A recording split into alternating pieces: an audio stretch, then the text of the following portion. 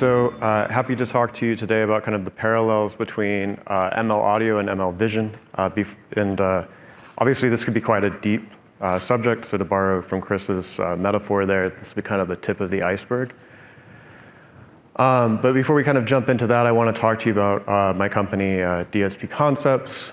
We view ourselves as a leading developer of audio of things. And what audio of things is a rich audio experience, and basically any product that you can think of that includes audio at the edge.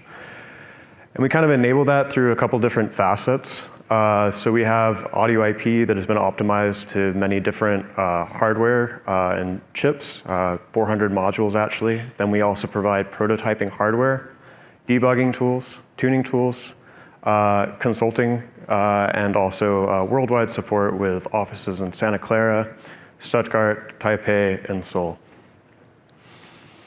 So why are we interested in talking about audio?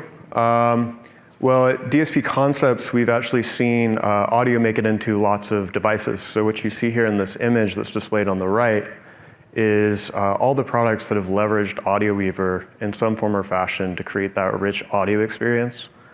And you can see we've seen it become increasingly popular for things like Smart Assistant, voice control, and denoising. But we're also seeing a rise of it in like multimodal applications, right? There's some actual talks in the today and tomorrow that are covering multimodal and sensor fusing, but you can see how this could have serious impacts in things like industrial sensing and anomaly detection. So the way I thought about breaking this down was kind of bringing it into kind of three sections. So we'll talk about feature engineering and how we kind of manipulate audio to get it feeling kind of similar to vision. Then we'll talk about kind of engineering implementation and like how do we reason about a stream of audio.